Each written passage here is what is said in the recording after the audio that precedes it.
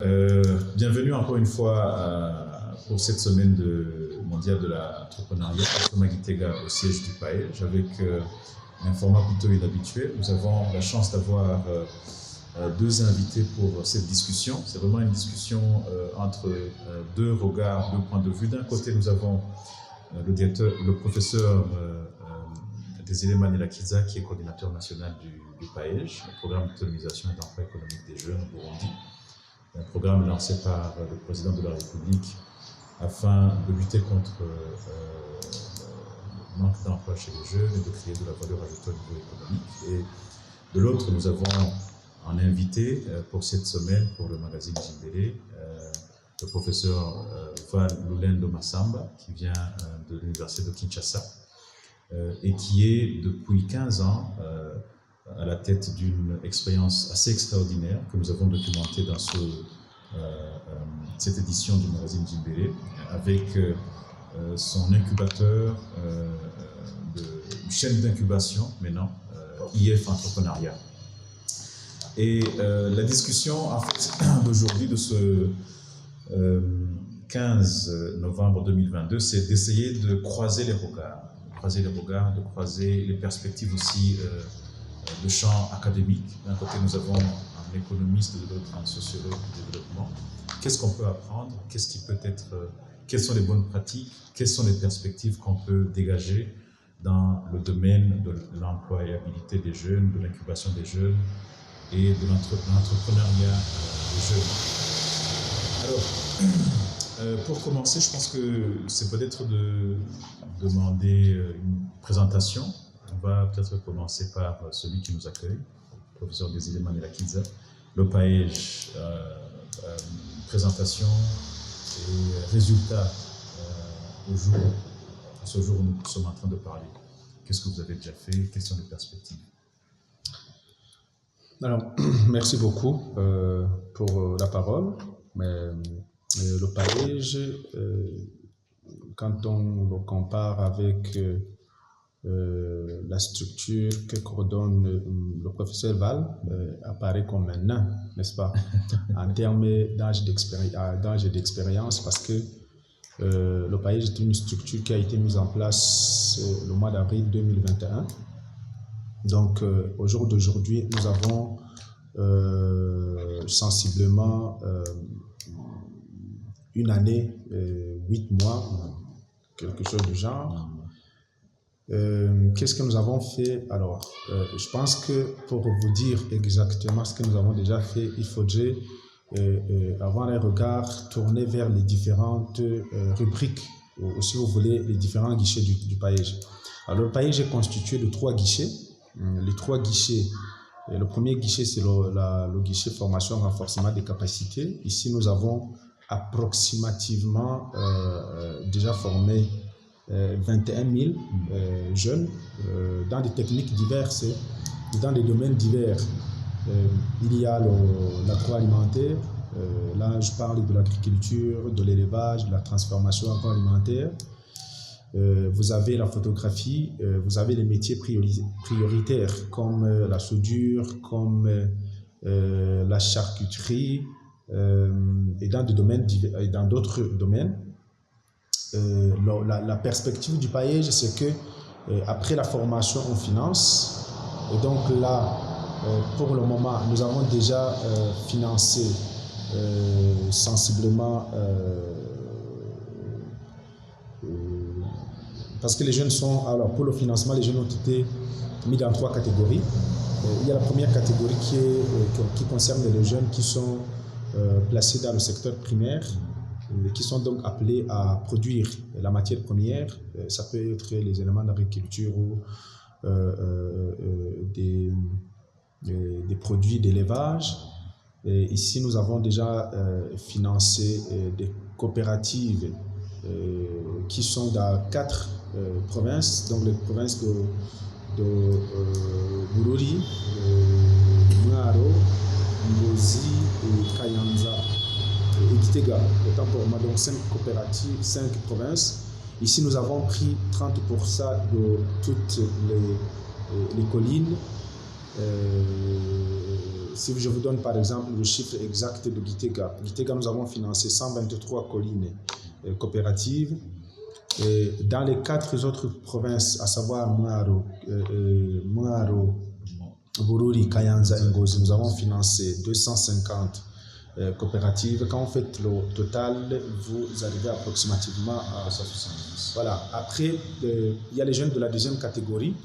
Pour les jeunes de la deuxième catégorie, nous avons 2 sous-catégories. Il y a les jeunes dont les dossiers sont reçus à ligne. Ici, nous avons une centaine de jeunes, des gens qui ont déjà été financés. Okay. Et vous avez d'ailleurs, aujourd'hui, au moment où nous parlons, il y a une cinquantaine de projets qui ont été retenus. Et les jeunes sont en formation dans les salles du paillage. Okay. Et automatiquement, ils vont recevoir les financements. À côté de ces jeunes dont les dossiers ont été déposés via la plateforme paillage, il y a 328, n'est-ce pas, 328 jeunes qui ont été financés dans le cadre du meilleur projet Innova, dans le cadre du concours. Après, en plus de ces jeunes de la première et deuxième catégorie, vous avez les jeunes de la troisième catégorie qui en réalité sont des jeunes qui sont déjà opérationnels. C'est ceux que l'on pourrait facilement considérer comme les PME à la burundaise. Et là également, on a déjà retenu une trentaine de projets, mais sur la trentaine de projets, seulement approximativement 5 projets ont déjà bénéficié des financements proprement dit. Et le troisième guichet du paillage, c'est le guichet formation, financement. Formation, financement. Et il y a le guichet insertion socio-professionnelle. Okay. Qui concerne en fait les jeunes que nous plaçons dans des structures afin qu'ils aient de l'expérience professionnelle. Parce que vous voyez, finalement, ce n'est pas tout le monde qui est appelé et qui peut d'ailleurs être un entrepreneur. Donc il y a des jeunes que nous plaçons dans les structures privées et étatiques afin qu'il puisse y avoir de l'expérience. Donc le mécanisme de stage de premier emploi est une autre composante du paillage. Et ici, chaque année, nous sommes appelés à donner des stages, à placer 1000 jeunes dans les stages de premier emploi. Okay. Mais pour le moment, les dossiers ont déjà été dépouillés pour 2000 stagiaires, mais seulement 33 stagiaires ont déjà été recrutés et s'ils sont en fonction ici au paillage. Pour les autres, ça sera la semaine prochaine. Donc voilà globalement ce que je peux dire pour ce qui concerne le paillage et ses réalisations. Si on demandait les fonds qui ont déjà été dégagés jusqu'à maintenant. Alors, les fonds qui ont déjà été dégagés, un chiffre. Un chiffre vraiment approximatif. Lorsqu'on a fait la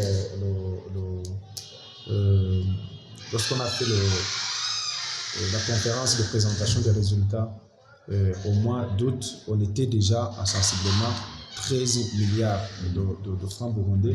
Alors, sur les 13 milliards de francs burundais en question, il faut comprendre que ce n'est pas tout ce qui est destiné au financement des jeunes, mais il y a une grande partie qui est plutôt réservée, il y a une partie qui est réservée au fonctionnement du programme. Voilà. En tout cas, merci beaucoup. Maintenant, côté de IF Entrepreneuriat, perspective, qu'est-ce qui a déjà été fait? Vous intervenez comment? Donc en cadre pour que les lecteurs sachent exactement. Oui, la différence avec PAEJ, c'est que PAEJ est un programme du gouvernement. Nous sommes une structure plutôt privée qui organise une chaîne d'accompagnement par incubation d'entreprise, c'est-à-dire qu'on a des incubateurs d'entreprise qui aident les jeunes à concrétiser leur idée d'entreprise en projet d'entreprise, puis en entreprise créée. On a des pépinières d'entreprise qui aident les jeunes entreprises créées pour les aider à mieux s'implanter dans le milieu d'affaires, mais commencer véritablement à exercer les métiers d'entrepreneur, se familiariser avec le milieu d'affaires. Et après, nous avons des quartiers industriels pour petites industries, que nous appelons des centres de PME aujourd'hui, dans les vocable utilisé actuellement, qui récupère les jeunes qui ont fait leur preuve dans le pépinière d'entreprise, de façon à les aider maintenant à se développer professionnellement et au plus haut niveau des affaires, en accédant à l'outil de production de très haut niveau, fonctionnant en ligne et bien connecté avec l'écosystème entrepreneurial. Ce projet, ce dernier volet a inspiré le projet du gouvernement congolais avec la Banque mondiale, le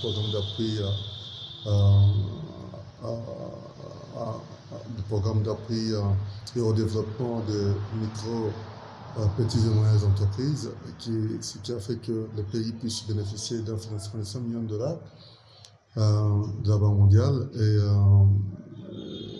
ce programme a mis sur pied 4 projets.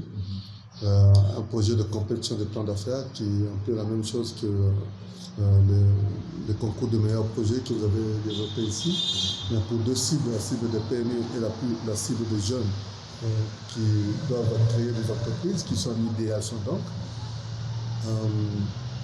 Et il y a également le projet du centre de PME également, qui a été mis sur pied, le projet relatif au soutien aux femmes entrepreneurs, pour tenir compte de leurs spécificités de femmes, et un projet sur le climat des affaires. Ce qui est bien, c'est que déjà à l'issue du premier projet de concours de plan d'affaires, tous les résultats étaient exposés et aujourd'hui le pays bénéficie d'une extension avant même la fin du premier projet, la moitié du temps, de 300 millions de dollars. Et là, nous intervenons en consortium avec Deloitte. Deloitte fait partie de Big Four au niveau international, si ce n'est le premier avec 55 milliards de chiffre d'affaires. On intervient avec Deloitte là-dessus. C'est là on a fait exploser les résultats. On a financé 426 PME. D'un coup, la somme totale déboursée pour les PME est de 26 millions de dollars.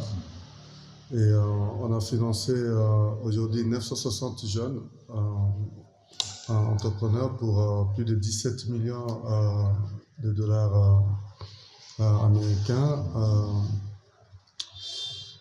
Et puis voilà, et ces PME sont connectés à l'écosystème, se font réseauter et se font mutualiser. Et j'interviens également dans la création des centres de PME de contre-ville de la RDC, Goma, Kinshasa, Lubumbashi et Matadi. Et là, c'est pour implanter, mettre en œuvre au moins un centre de PME de plus de 40 PME dans chacune des villes. Ça, c'est ce que nous faisons. Aujourd'hui, on développe l'internat des entrepreneurs pour les plus jeunes parce que la culture entrepreneuriale n'étant plus au rendez-vous, il faut forger cette culture entrepreneuriale. Ça, on le fait dans le cadre de programmes d'encadrement de jeunes en agribusiness, financé par la Banque africaine de développement. C'est encore notre programme de RDC. On y a contribué énormément. Et puis voilà ce que nous faisons. IF en chiffres, c'est 1486 PME créées, je parle de PME, 1486 PME créées, et nous c'est vraiment des créations ex nihilo, c'est-à-dire des PME qui sont partis de rien, qui sont devenues des entreprises comme vous le voyez là. C'est vrai qu'on accompagne aussi des PME qui existent à leur développement, et aussi ceux qui sont de l'informel qu'on formalise. Ça fait plus de 16 000 emplois créés et ça fait aujourd'hui près de la moitié d'1 milliard de dollars de chiffre d'affaires généré, réalisé chaque mois par l'ensemble de ces PME. IF Entrepreneuriat, c'est toute une cité également urbaine créée grâce à notre implantation. Vous avez dans les images. Quand vous étiez venu, il y avait 300 maisons, mais maintenant, il faut approcher à peu près 1000 maisons, des écoles, des hôpitaux qui sont créés. Et on a amené du courant là-bas sur 2 km 700. Et puis voilà, ça c'est l'impact direct socio-économique de l'IF de la population, alors qu'on n'en est encore qu'au bout de chemin. L'IF, c'est aussi si ça marche, c'est parce qu'on a mis sur pied une pédagogie d'accompagnement des créateurs d'entreprises adaptée au contexte congolais, au contexte des pays en développement. Dans le Burundi, et on s'en est aussi inspiré parce qu'on était ici depuis 2016. C'est cette pédagogie-là qui nous permet de réussir à cet accompagnement, et étant donné les contraintes de milieu que l'on connaît. Oui, tout à fait. Maintenant, quand on parle d'entrepreneuriat des jeunes, qu'est-ce qu'on comprend? Perspective sociologique, perspective économique, qu'est-ce qui peut être dit? Alors, quand on parle d'entrepreneuriat des jeunes, pour moi, cela revient d'une certaine manière à parler d'un certain nombre de choses. La première chose, c'est l'idée d'abord. Parler de l'entrepreneuriat suppose qu'on a une idée. Une idée qui, jusqu'à un moment, peut encore être embryonnaire, mais qui doit être portée dans une logique de pratique.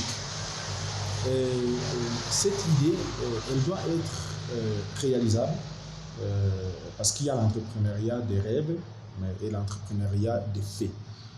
L'idée doit être réalisable. Après, il y a la question de compétences.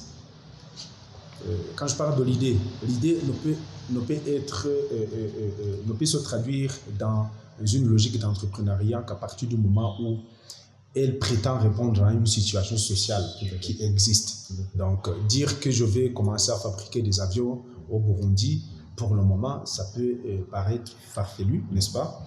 Et moins pertinente que la personne qui dit je veux essayer de connecter les agriculteurs afin de pouvoir rentabiliser leur récolte ou alors valoriser leur récolte. Ceci a une prise directe avec la réalité sociale. Donc il y a d'abord l'idée. Après l'idée, il y a des connaissances. Parce qu'en fait, pour pouvoir entreprendre, il faut avoir des connaissances requises et des compétences requises pour pouvoir matérialiser son idée. La troisième chose, c'est le financement. Parce qu'à entreprendre, à moins qu'on soit dans les rêves, entreprendre suppose également avoir un financement. Et une fois qu'on a ce financement, qu'on a l'idée, qu'on a les compétences, qu'on a le financement, on a également besoin d'un accompagnement. L'accompagnement et le coaching, parce qu'il faut vous en souvenir, l'entrepreneuriat dans le cadre de l'Afrique et dans le cadre du Burundi, c'est quelque chose d'extrêmement récent. Et comme c'est récent, il faut à tout prix que le jeune bénéficie d'un accompagnement et d'un coaching de ceux qui ont été là avant lui. Et donc globalement, si vous voulez, l'idée d'entrepreneuriat recoupe l'idée de l'autonomisation, n'est-ce pas, de la capacitation, mais également l'idée de l'auto-emploi. L'auto-emploi parce qu'on se rend compte que avec le temps, les espoirs placés dans un état paternel, n'est-ce pas, qui est là pour donner du travail à tout le monde, comme cela a été pendant longtemps, perd de plus en plus de pertinence. Et donc, on invite les jeunes à être les maîtres de leur devenir. Et c'est là, évidemment, que vient la notion d'entrepreneuriat des jeunes. Voilà. Oui, oui, mais je corrobore bien à ce que disait Désiré tout à l'heure. L'entrepreneuriat des jeunes, c'est, pour moi, en plus de ce que disait Désiré, c'est l'acte pour un jeune de moins de 35 ans, parce que la dimension âge est importante, dans l'acte pour un jeune de moins de 35 ans d'entreprendre pour faire exister une organisation lucrative ou pas, mais qui lui procure un emploi, le cadre de l'auto-emploi, et aussi génère de l'emploi pour les autres.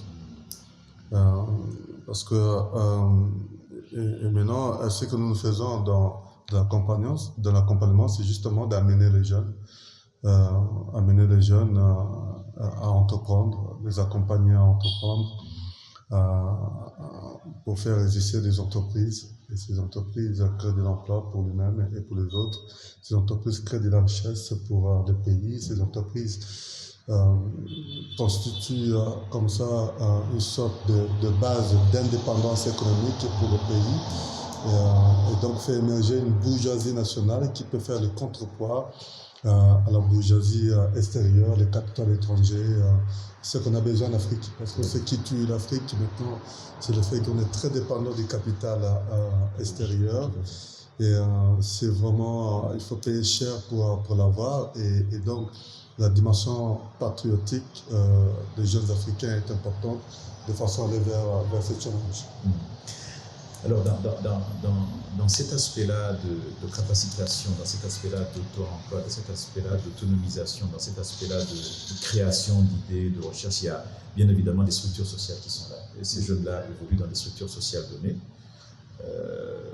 Vous avez des sociétés patriarcales, il y a des sociétés matriarcales. Là, je me rappelle que le professeur Val, justement, nous disait l'année passée qu'il avait fait une étude sur le comportement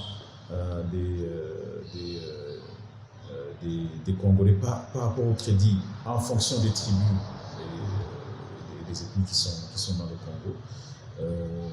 Désiré, vous avez déjà écrit sur les notions de mémoire, les notions de mémoire écran, les notions du passé, les notions de comportement face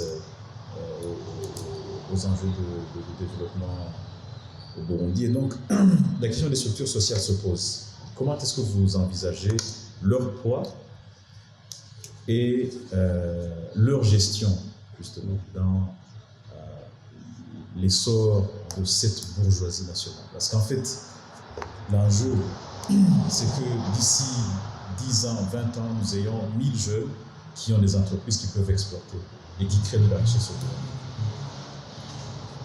Alors, dans un premier temps, je voudrais déjà revenir un tout petit peu sur la notion d'entrepreneuriat des jeunes.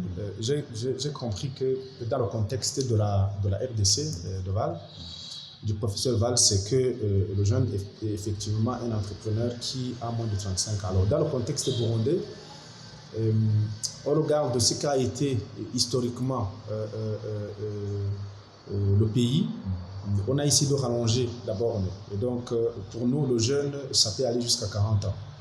Et effectivement, lorsque nous procédons à la sélection des dossiers, je prends pour moi les deux éléments que vous avez soulignés, à savoir la capacité à créer une structure qui crée de la valeur, mais qui donne également, qui crée de l'emploi. Parce que c'est l'un des éléments pris en compte dans le contexte, dans le cadre du PAEJ, pour évaluer la pertinence des projets des jeunes. Donc, le jeune doit pouvoir entreprendre dans un domaine qui lui permet de créer de la valeur, mais qui également lui permet de créer de l'emploi, et pour lui et pour les autres jeunes. Et deuxièmement, entreprendre, c'est également participer à la croissance économique. Donc, chaque idée d'entreprise qui ne participe pas à la croissance économique, pour nous, n'en est pas une.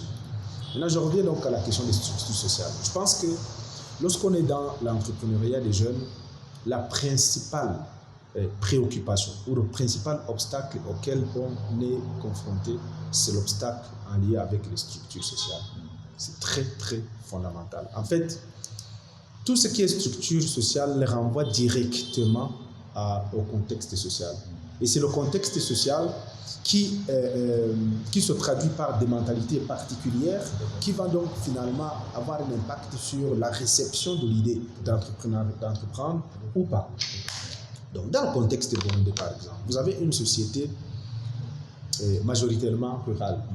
Une grande partie de ceux qui ont fait des études ont fait des études dans le sens d'échapper à la mort sociale qui se vit ou à la détresse sociale que l'on expérience sur les collines. Ou les collines, si vous ne cultivez pas, vous ne pouvez pas vivre. On apprend la pluie. Et oui, voilà. Et de tout temps, si vous allez à l'intérieur du pays, vous demandez à n'importe qui de vous dire les référents ou les modèles sociaux de la réussite.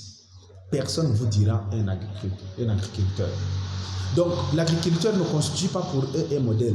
Et d'ailleurs, vous le savez, dans le contexte burundais, on vous dit que donc celui qui a réussi doit pouvoir s'échapper de sa brousse.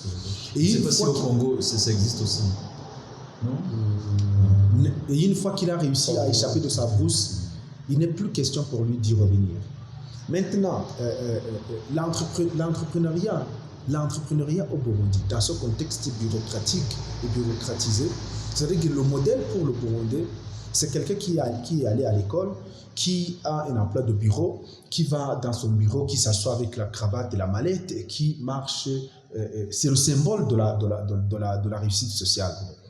Mais anthropologiquement et sociologiquement, dans le contexte burundais, le commerce, le business, les affaires ont été en réalité calibrés comme étant des espaces où pullulent davantage les escrocs et les autres qui n'ont pas fait des études. Et en réalité, les ratés sociaux sont ceux qui allaient dans l'entrepreneuriat. Et jusqu'à aujourd'hui, c'est une préoccupation énorme. Je vous donne juste un exemple.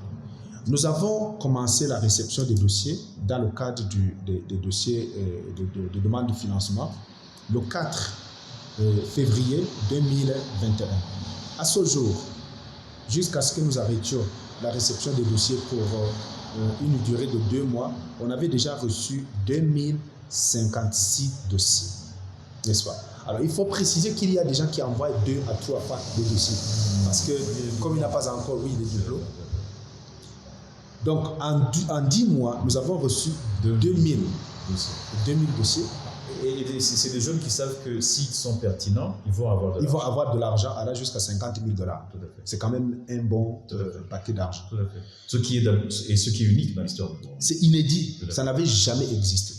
Et au même moment, nous avons ouvert le dépôt des demandes de stage professionnel. Et pour une semaine d'ouverture de dossiers, nous avons reçu 20 000 dossiers en une semaine. C'est-à-dire qu'en une semaine, nous avons reçu, non pas, je ne sais pas en termes de pourcentage, comment on peut dire, c'est 1000%. 1000% de dossiers qu'on a reçus en 10 mois pour la demande de financement. Ça veut dire en fait que dans notre contexte, nous avons plus de demandeurs d'emploi que de potentiels créateurs d'emploi. Et ceci donc est un véritable problème, un véritable challenge qui montre que en réalité, l'environnement est un régulateur d'action. Et dans le contexte, et c'est un combat de tous les jours. Moi, je vous ai dit que je suis régulièrement interpellé par les jeunes lorsque je vais leur faire des séances de sensibilisation pour s'inscrire dans l'entrepreneuriat. Mais il y a des jeunes qui me disent, mais toi qui viens nous faire les cours ou les séances de moralisation autour de l'entrepreneuriat, est-ce que tu es le créateur du paillage? Est-ce que c'est toi qui a mis en place le paillage? La réponse est effectivement non. Mais pour quelle raison est-ce que toi tu nous demandes d'aller créer nos propres entreprises alors que toi-même qui dis tu ne prêches pas par l'exemple? Et c'est un problème. Et effectivement, d'une certaine manière, tu peux facilement les comprendre parce qu'ils se disent que si vous ne bénéficiez pas de l'appui du gouvernement ou du travail de bureau, vous ne pouvez pas vous en sortir.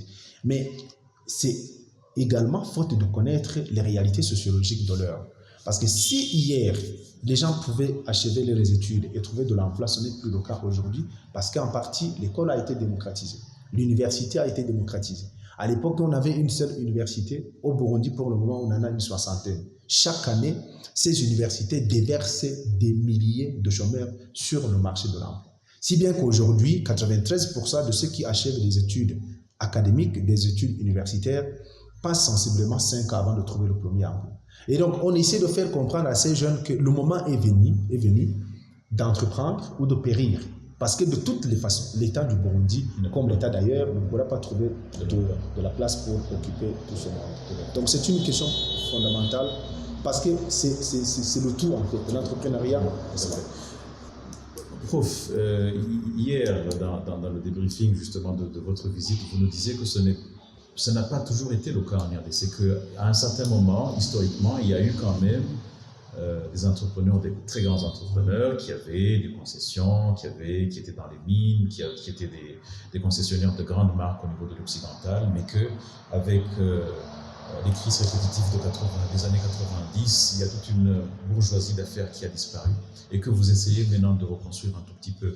le contexte social en RDC, qu'en est-il? Oui, oui, effectivement. Lorsqu'on parle de la RDC, l'ancien Zaïre, les gens pensent que vraiment, ça n'a été que du chaos. Non, c'est pas ça. Il y a eu l'entrepreneuriat a été forgé selon le régime politique à travers le temps. Avant la colonisation, on a eu des entrepreneurs qui émergeaient grâce à l'accompagnement de Grecs, de Portugais et après aussi de l'artisanat qui était beaucoup favorisé par les Belges.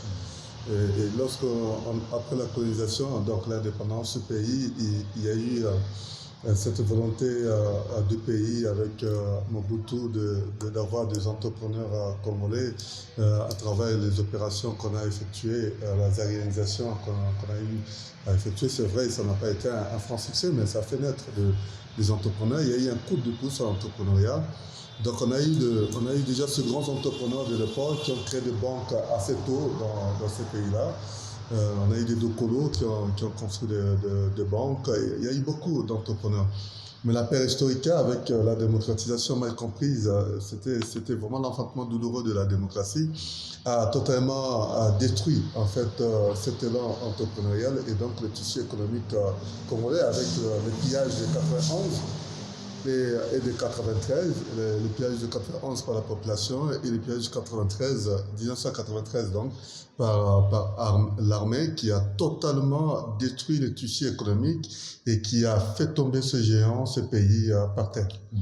Et du coup, c'était la débrouillardise qui était née, effectivement, et le capital congolais a été remplacé par le capital extérieur ethnique étranger. Quand je dis ethnique, je parle de l'ethnie entrepreneuriale libanaise, l'ethnie entrepreneuriale indienne, celles qui ont pris le dessus et les relais de l'économie congolaise, d'abord dans le monde de commerce, mais et petit à petit aussi dans la création de la valeur ajoutée, parce que notamment les Indiens, qui sont l'un des meilleurs investisseurs en RDC, parce qu'ils sont dans l'éclatement de la valeur ajoutée, ont beaucoup évolué. Et après, voilà, à partir de 2001, le pays étant renoué avec la croissance économique, parce que la RDC est en croissance depuis 2001 jusqu'à aujourd'hui. Et il y a eu beaucoup d'efforts qui ont été fournis. C'est comme ça qu'on parle de relations avec des partenaires techniques et financiers qui ont déboursé en RDC plus de 500 millions de dollars pour donner un coup de pouce à l'entrepreneuriat congolais, le projet tel que PADMPM, tel que le projet PEJAD, beaucoup de projets qui ont été créés. Le pays a saigné son espace de l'entrepreneuriat. On a désormais un cadre légal, une loi qui régit l'entrepreneuriat. Il y a des efforts qui sont fournis dans le cadre du code des investissements. On a créé des fonds de garantie pour l'entrepreneuriat. On a créé également de programmes nationaux pour le développement de l'entrepreneuriat au Congo. On a restructuré l'Agence nationale pour le développement de l'entrepreneuriat au Congo. Donc, il y a eu beaucoup d'efforts et aujourd'hui, on compte à peu près plus d'une soixantaine de structures d'accompagnement qui émergent dans le contexte congolais. La dimension sociale, telle qu'évoquée Désiré, est très importante dans la mesure où tous ces pays que nous avons ici en Afrique noire, en réalité, avaient un modèle qui n'était pas orienté vers la création d'emplois. Donc, c'était plus un modèle qui a été forgé pour former des demandeurs d'emploi que des cadres concepteurs créateurs d'entreprises.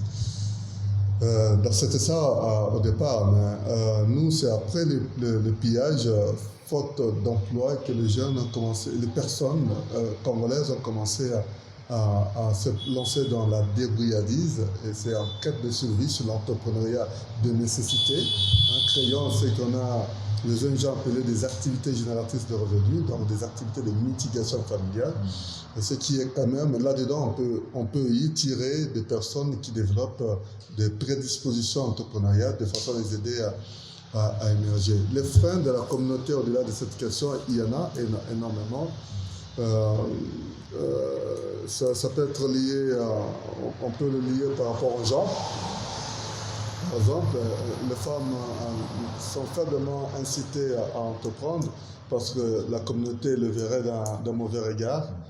Véritablement, une femme qui entreprend peut être jugée ou considérée comme une femme légère parce qu'elle a des rendez-vous qu'elle prend par-ci par-là.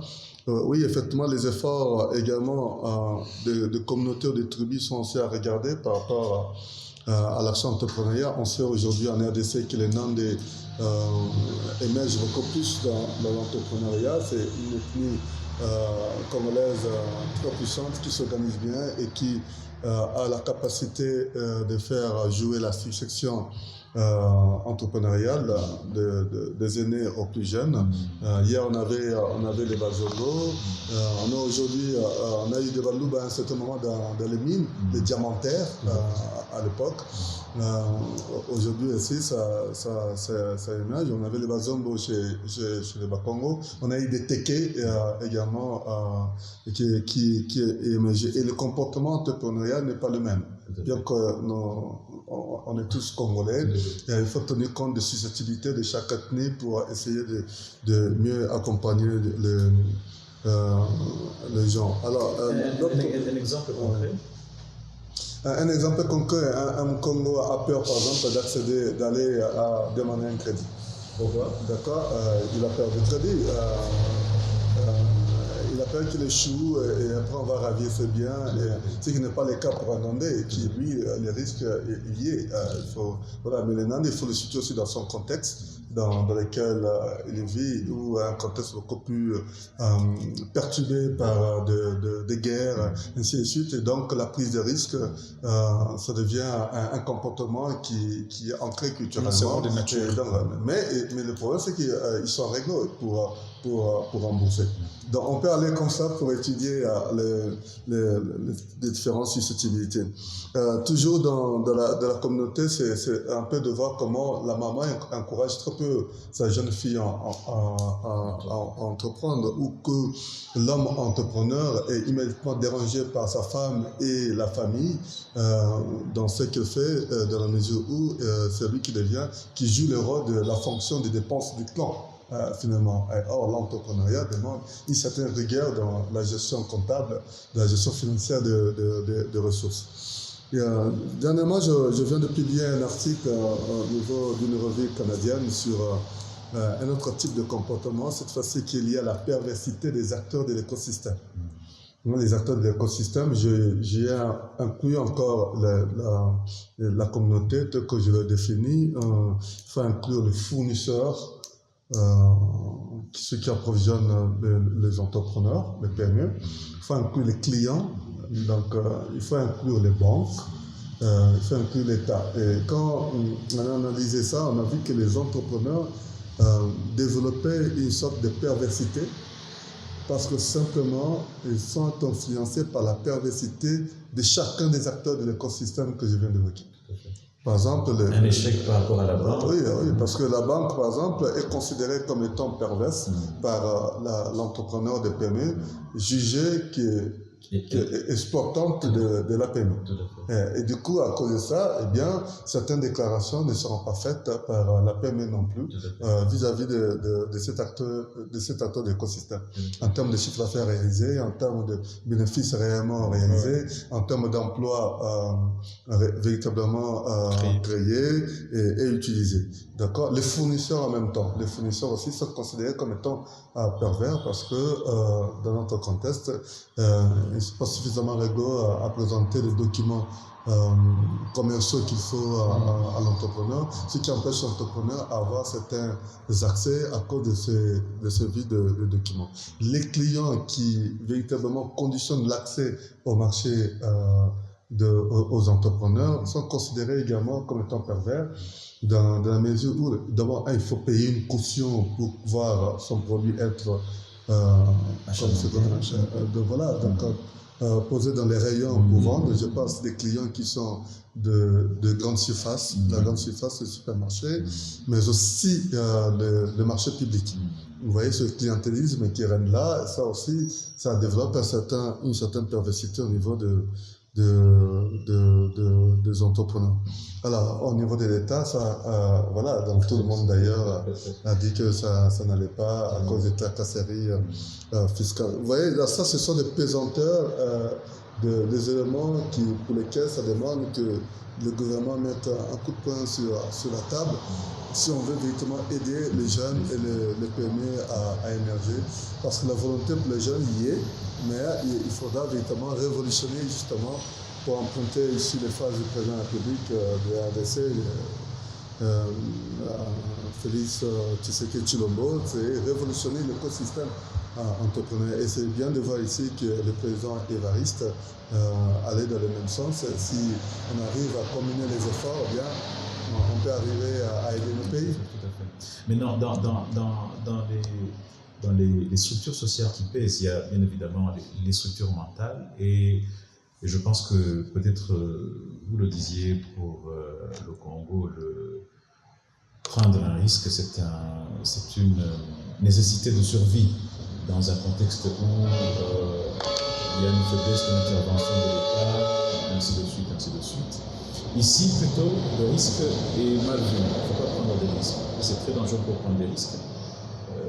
C'est-à-dire qu'on a peur de prendre des risques, d'où justement le fait de se confier à des emplois, à des postes, enfin, à des fonctions préétablies. On devient fonctionnaire, on devient enseignant, on devient quoi et quoi. Comment est-ce que vous pensez, comment est-ce que ces jeunes-là, comment est-ce que le contexte social peut changer la mentalité par rapport au risque? Et ce n'est pas simplement le risque lié à l'acteur lui-même, c'est aussi le risque que posent justement tous ces autres acteurs, c'est-à-dire par exemple la banque. La banque va dire on ne va pas prendre de risque pour accompagner ces jeunes-là. Vous le disiez pour les clients. Nous, on ne va pas prendre le risque de consommer burundais parce qu'on ne sait pas. On préfère consommer ce qui vient de l'extérieur plutôt que de consommer burundais. On ne sait pas ce que c'est. La notion de risque. Bon, la notion de risque ici est associée à une autre notion, celle de l'incertitude.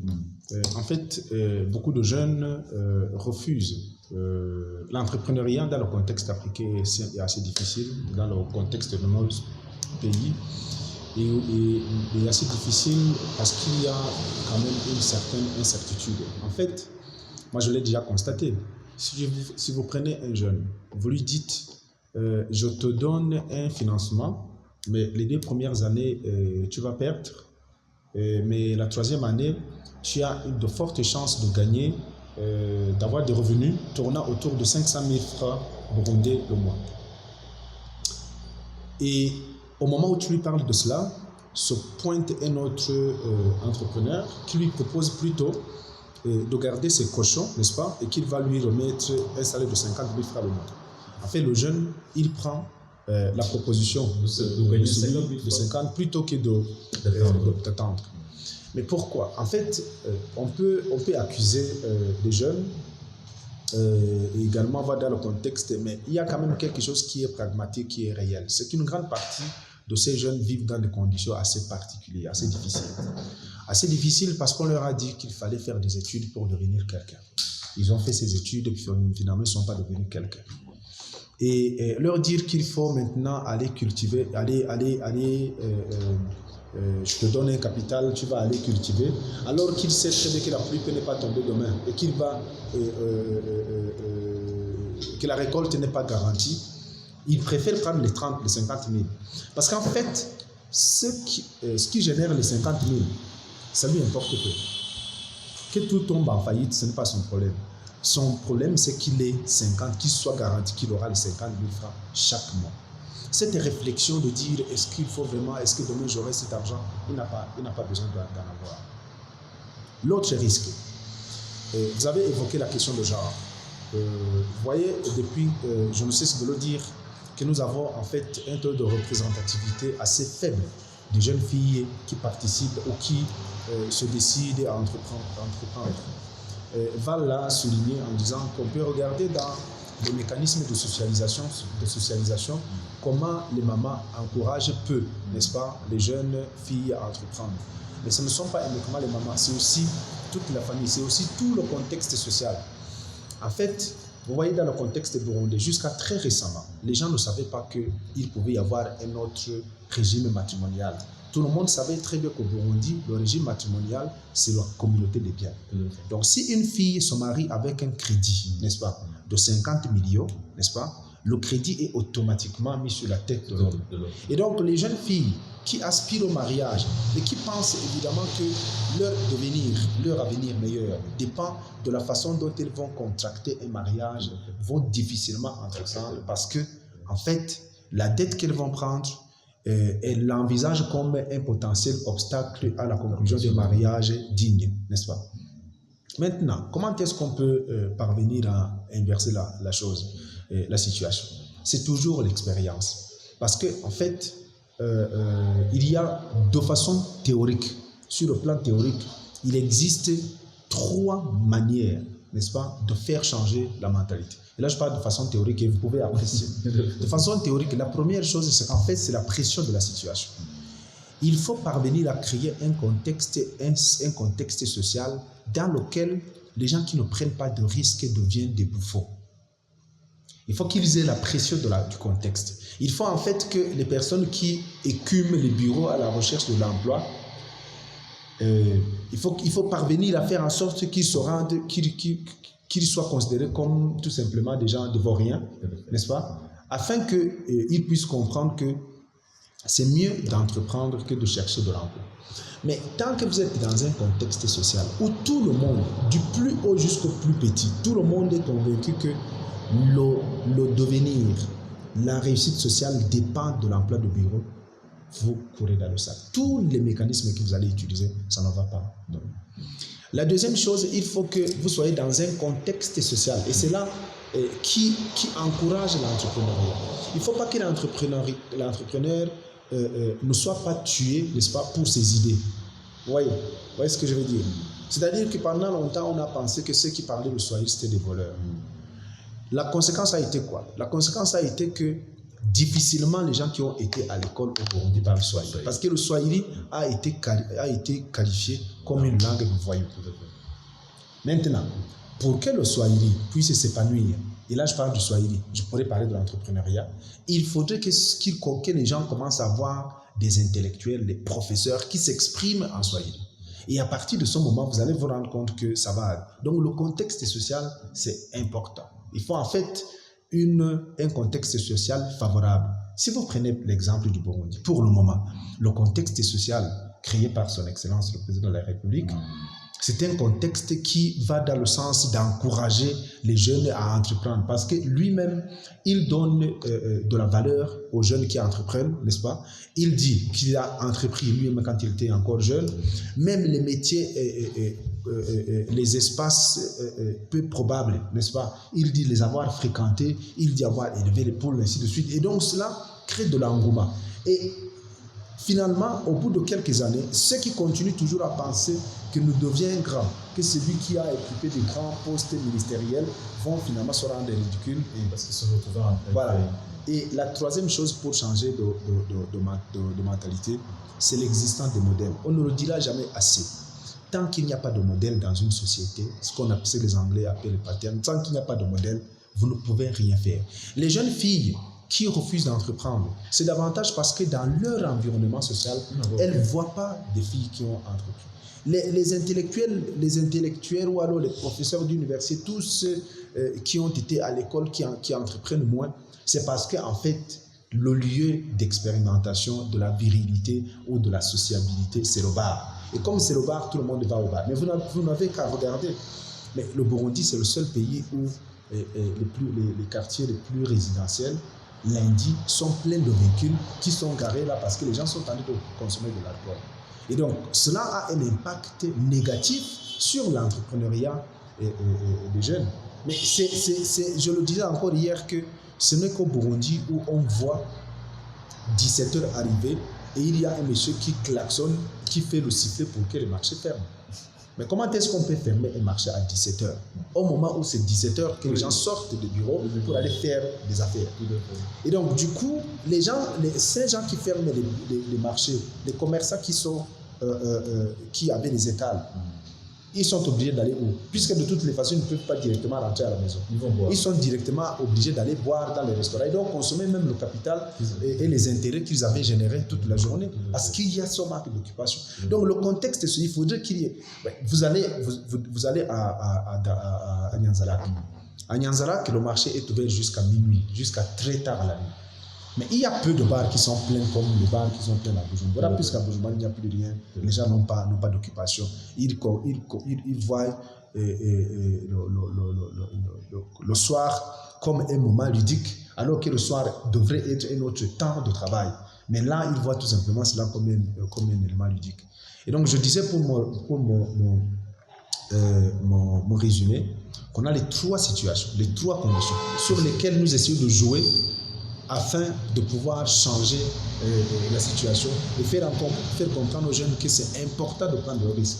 Moi, je dis souvent aux jeunes que, en fait, ce ne sont que des pauvres qui ont peur de prendre le risque. Les riches, généralement, ils n'ont pas peur.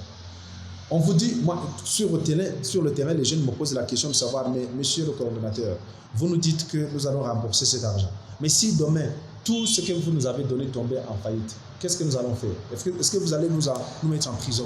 Mais je dis aux jeunes, mais pourquoi est-ce que vous vous préoccupez de l'échec?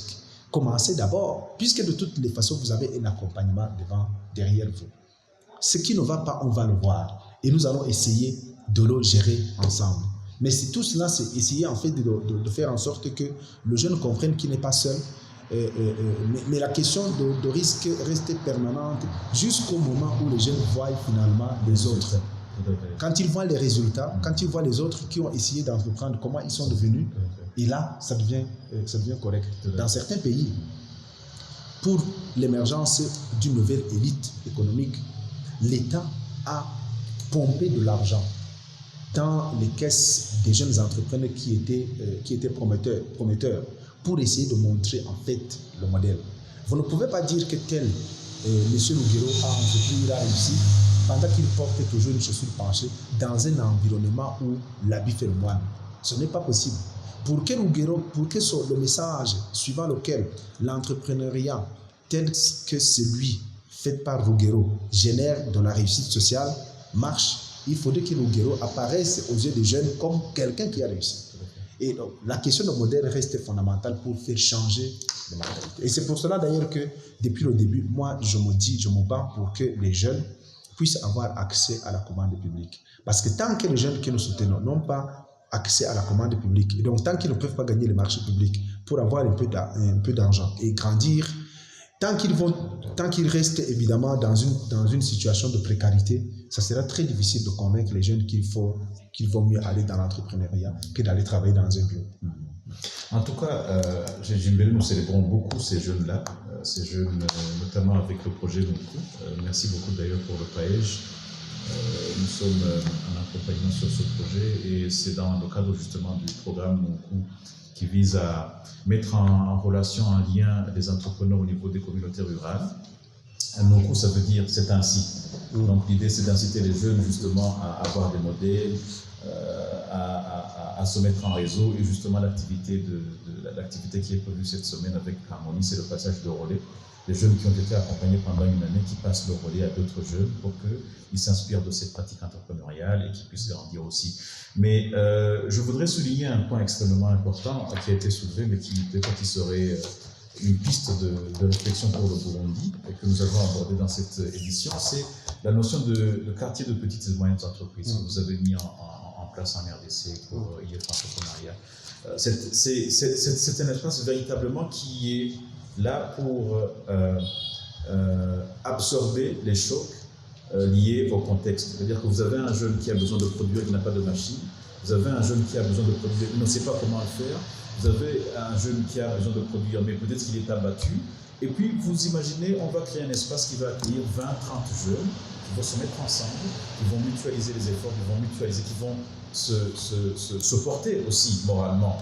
Vas-y, nous allons y arriver et tout ça. Et puis, vous leur offrez une infrastructure et puis ils grandissent. Et en fin de compte, ils ne sont plus dans cette pépinière-là, ils vont devenir autonomes, ainsi de suite. Racontez-nous comment est-ce que l'idée vous est venue et quelles sont les grandes leçons qui ont été tirées. Je pense que le PAEJ pourrait en tirer profit. Ouais. Mais c'est un peu tous ces problèmes que venait d'évoquer Désiré tout à l'heure. Il fallait répondre à ça. Et chez nous, c'est un contexte, au-delà des aspects évoqués, et c'est un contexte qui a aussi été émaillé de l'existence d'un faible écosystème entrepreneurial. C'était à l'époque un environnement qui était tracassant pour tous ceux qui entreprenaient. Les gens se plaignaient beaucoup de tracasseries fiscales, les gens se plaignaient beaucoup de faible accès au financement, les gens se plaignaient beaucoup de faible accès à l'approvisionnement en matière première de base. Les gens se plaignaient également de faible accès au marché, véritablement, mais aussi en approvisionnement, en biens d'équipement pour une production à haut rendement. Donc il fallait résoudre ces problèmes, il fallait voir comment faire, et de l'autre côté, vous avez cette dimension sociale de faible culture entrepreneuriale qu'il fallait résoudre. Il y avait aussi ce problème de non-respect des engagements et du moindre effort qu'il fallait également résoudre. Vous voyez, c'était toute une série de problèmes qu'il fallait résoudre. Et donc, on s'est résolu en 2014, donc 7 ans après notre création, de mettre sur pied le premier quartier industriel pour petites industries. On n'en a jamais eu dans différents pays. On a des quartiers industriels pour les grosses entreprises. Mais ici aussi, on a un quartier industriel, mais c'est les grosses entreprises. D'accord, donc on n'avait pas de quartier industriel pour petites industries. Alors on s'est dit, on va créer une affaire comme ça, et là on peut y loger à 60 PMU. Maintenant on a commencé avec 21 petites et moyennes industries qui aujourd'hui se sont affranchis de ce quartier industriel. Ils ont créé leur propre usine et ne sont plus avec nous dans cet espace-là. Et là on est en voie de remplacement d'autres qui sont d'ailleurs entrés et qui démarrent. Donc là on a fait du banquier l'ami des entrepreneurs. On a fait de l'administration fiscale l'ami des entrepreneurs. On les a mis dans un écosystème qui sont assistés immédiatement pour certaines difficultés qu'ils peuvent avoir. Ils ont là-bas des équipements de production qui sont mutualisés et à haut rendement, fonctionnant en ligne. Et là, au passage, je remercie la Fondation Robodin qui nous a accompagnés par des prêts là-dessus. Ça fonctionne sur...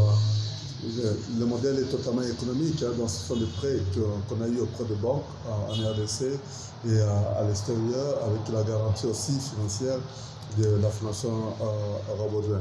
Et donc là, ils ont l'accès à l'eau 24 heures sur 24, ils ont l'accès à l'électricité 24 heures sur 24. Tout ça, on a mis ça là-bas. Donc toutes les difficultés auxquelles étaient confrontés ou auxquelles sont confrontés les PME pour entreprendre sont résolues dans ce centre industriel pour petites industries. L'objectif maintenant, c'est avec la preuve de ce travail, c'est d'aller maintenant pro de l'État pour voir dans quelle mesure on peut affranchir ce genre de petits espaces de certaines considérations fiscales de façon à les inciter davantage. Il faut d'abord faire des preuves, il ne faut pas d'abord obtenir au départ des avantages alors qu'il n'y a pas fait de preuves. Et ça, c'est un modèle important qui a inspiré l'un des projets de la Banque mondiale de créer des centres de PME. C'est là où on est associé évidemment au KPMG et à une autre structure ivoirienne, ESP, avec qui on est en train d'implanter des centres de PME dans les 4 villes de RDC, Goma, Lubumbashi, Matadi et Kinshasa. On a déjà commencé avec Kinshasa, ça marche bien, et Goma également. Qui suit, et à Matadi, on commence bientôt la construction. Donc c'est ça qu'on a mis sur pied, c'est un modèle qu'on peut conseiller ici, au niveau burundais également, parce que les questions de mentalité peuvent se résoudre à l'intérieur, parce que vous avez parlé de créer des champions, de créer des modèles, et j'en profite pour glisser un mot pour dire que l'entrepreneuriat, ce n'est pas une affaire de tous. Ce n'est pas une affaire de tout le monde. Quand on dit qu'il faut pousser les gens à entreprendre, ce n'est pas un métier de Marseille. c'est un métier d'élite, l'entrepreneuriat. Donc il faudra le puiser au niveau de jeunes qui véritablement développent déjà des prédispositions entrepreneuriales, prendre ces jeunes, leur donner le coup de pouce qu'il faut, et petit à petit les autres verront en eux des modèles, comme on a dit tout à l'heure, des champions, et vont commencer à eux-mêmes se faire forger des idées pour entreprendre également. Nos pays ont tendance à croire que l'entrepreneuriat c'est quelque chose que tout le monde peut faire, et ça c'est pas possible. Il ne faut pas confondre la maman qui vend au coin de la rue les beignets chaque jour à un entrepreneur. Non, elle est dans une activité de mitigation familiale. Cette maman, si vous la placez dans un contexte véritablement entrepreneurial durable, elle ne va pas s'en sortir. C'est très rare et c'est très difficile. Et c'est véritablement celui qui a l'esprit de pérennité dans la croissance et dans la transformation socio-économique qui véritablement est dans une logique entrepreneuriale. Sinon, on ne saura pas. On va s'attarder à dire mais pourquoi les gens n'entreprennent pas? Pourquoi? Et chaque année sera la même chose et on ira toujours vers l'échec. Et on va rater de on va rater ça. Il faut vraiment aller trouver. Il y en a beaucoup ces jeunes, mais il faudra aller les chercher. En fait, c'est effectivement faire la différence entre l'entrepreneuriat par vocation et l'entrepreneuriat par nécessité. Il y a beaucoup d'entrepreneurs par nécessité, mais il y a peu d'entrepreneurs par vocation. Et une fois que tu as trouvé l'entrepreneur par vocation, ça marche bien. Ça marche très bien. Ouais. En tout cas, merci beaucoup. Et j'en profite d'ailleurs pour souligner que l'idée que ce soit pour un espace qui pourrait accueillir et faciliter les jeunes entrepreneurs avait été soumise dans la rencontre organisée au stade Moali. Et que ce soit aussi de créer des espaces où on pourrait offrir des facilités fiscales pour les jeunes entrepreneurs. Toutes ces idées avaient été soumises. Même l'idée de mettre en place un espace dédié aux jeunes entrepreneurs avait déjà été soumise. Tout à fait. Mais je pense que ça n'avait pas été très clairement formalisé. Et je crois que la rencontre avec les gens qui ont déjà fait l'expérience de ce genre d'éléments va certainement nous aider dans la conception de ce projet. Mais il faudra l'accompagner, l'appuyer à une réinvention de l'écosystème entrepreneurial. Tout à fait. En tout cas, merci beaucoup pour l'entretien. Et puis, bon travail et bonne chance à Paège et à l'IF Entrepreneuriat. Merci beaucoup. Merci.